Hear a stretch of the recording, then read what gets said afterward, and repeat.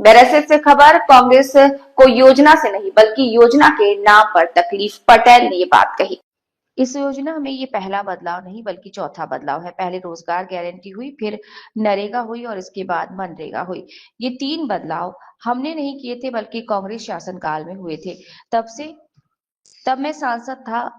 अब जब हमने इसको बेहतर बनाने के लिए इसमें जो कमियां थी उन्हें हटाकर नई चीजें जोड़ने की कर जीराम जी नाम दिया तो कांग्रेस को तकलीफ हो रही है। असल ये तकलीफ योजना से नहीं बल्कि जी राम जी के नाम के कारण हो रही है। ये बात पंचायत और ग्रामीण विकास मंत्री प्रहलाद पटेल ने रविवार को जनपद पंचायत परिसर बैरसिया में आयोजित बीबी रामजी संगोष्ठी कार्यक्रम में कही। उन्होंने कहा कि इस योजना से ग्राम पंचायत की विकास की रफ्तार बढ़ेगी। इस रफ्तार को बढ़ाने का काम सरपंचों को करना है। जीराम जी में राज्य का अंश 40% होने से अब रोजगार सहायकों को वेतन समय पर मिलना शुरू हो जाएगा। इसके साथ ही अब रोजगार सहायकों का वेतन बढ़ने का प्रावधान भी इस बजट में आ जाएगा। उन्होंने कहा कि हम पंचायतों में राशि देने में कोई कंजूसी नहीं करते। आप पहले जो राशि उसे खर्च करें और योजना बनाकर लाएं। मैं राशि दूंगा। हमने सरपंचों की राशि 15 लाख रुपए से बढ़ाकर 25 लाख रुपए करने में देरी नहीं की। अब नया 16वां वित्त भी आने वाला है। अब आपके 5वां वित्त और 15वां वित्त 3 मद में हो जाएंगे। आपके विधायक जी जनपद पंचायत भवन की मांग है।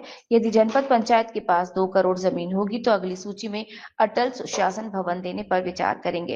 कार्यक्रम में विधायक विष्णु खत्री ने संबोधित करते हुए कहा कि बैरसिया पंचायत क्षेत्र अब 20 घर भी किसी मंझले टोले हैं और केवल 100 जनसंख्या भी है तो आगामी 3 साल के अंदर हर जगह सड़क बन जाएगी। कार्यक्रम में जिला पंचायत सीईओ इला तिवारी ने मंत्री प्रहलाद पटेल के सामने जनपद पंचायत बैरसिया हुए कार्य और आगामी प्लान के बारे में ब्रीफिंग की। कार्यक्रम में संगोष्ठी से पहले मंत्री ने 58 सामुदायिक भवन का भूमि पूजन किया। कार्यक्रम में जिला पंचायत अध्यक्ष राम कुंवर नौरंग गुर्जर, जनपद पंचायत अध्यक्ष लता कुबेर सिंह गुर्जर सहित सरपंच, सचिव, रोजगार सहायक सहित अनेक लोग मौजूद रहे। देखिए बैरसिया से वंदे भारत न्यूज लाइव की रिपोर्ट। बात की शुरुआत अंतुल वहां से किया। उनने मुझसे पूछा कि संगठन की शक्ति कहाँ है, संख्या में या विश्वास में। तो मुझे लगता है कि मुझे उत्तर नहीं देना पड़ेगा। संख्या में संगठन की शक्ति नहीं होती, विश्वास में संगठन की शक्ति होती है। इसलिए हम किसी से कम नहीं, ये बात बिल्कुल सही है।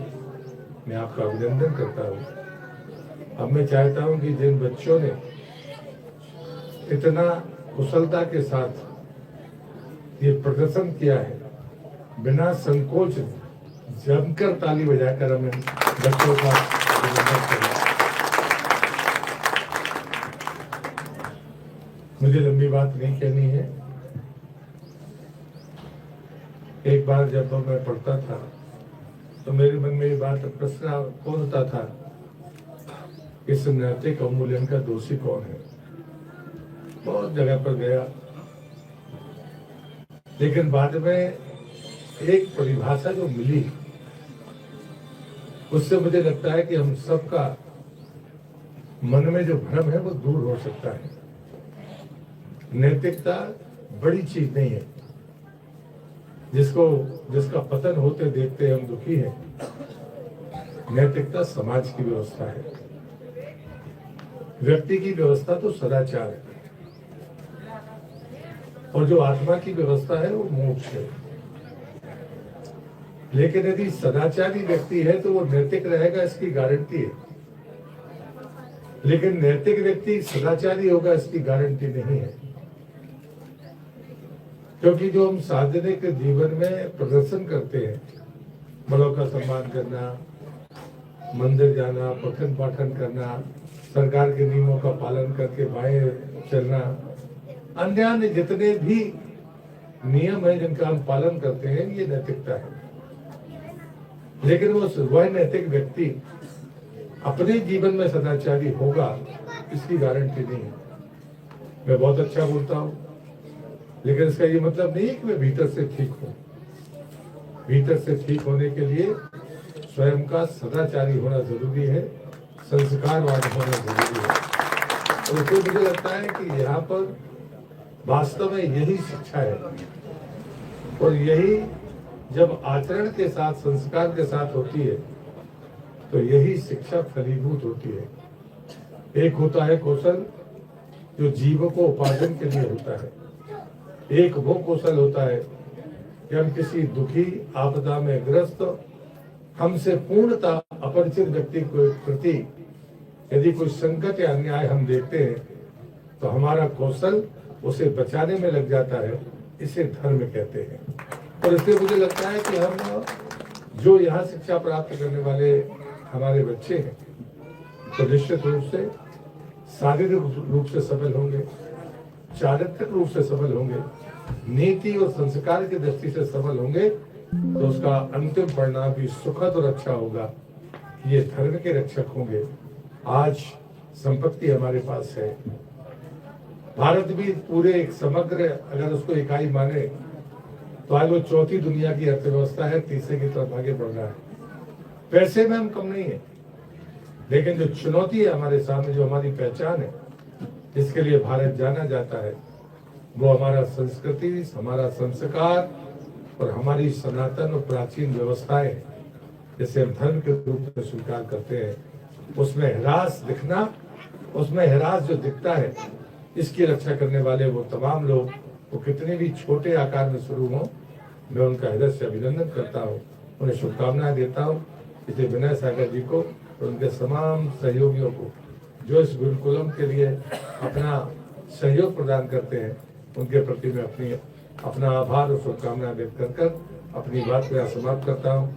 आपने मुझे बुलाया, मुझे सुंदर स्थान, ये पवित्र स्थान देखने का अवसर दिया, इसके लिए मैं आपका आभार मानता हूँ। भारत माता की जय।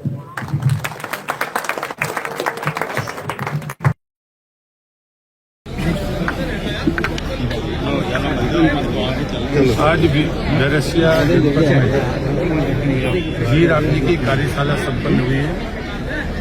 मैं माननीय विधायक विष्णु जी को इस बात के लिए और जिला पंचायत अध्यक्ष को हृदय से बधाई देता हूँ, क्योंकि भ्रम फैलाना अलग बात है, लेकिन जी राम जी एक ऐसा नवाचार है भारत सरकार का जो भारत की अर्थव्यवस्था को भी मजबूती देगा और हमारे गांव में काम करने वाले लोग, उनके हाथ में काम की भी गारंटी होगी और यदि काम नहीं उपलब्ध होगा तो उन्हें भत्ते की भी गारंटी होगी। ये भ्रम जो फैलाने वाले लोग हैं उनका भ्रम तो समाप्त होगा ही, लेकिन आने वाला जो रोड मैप है 2047 का, उसके लिए बहुत सारी चीजें, चाहे वो आजीविका की चीजें हों, चाहे हमारी इंफ्रास्ट्रक्चर की बातें हों, या हमारा मजदूर कुशल मजदूर है तो उसको स्थायी रोजगार मिल जाएगा। ये अकुशल मजदूरों के जीवन यापन के लिए गारंटी है। इसलिए मैं प्रधानमंत्री का आभार व्यक्त करता हूँ।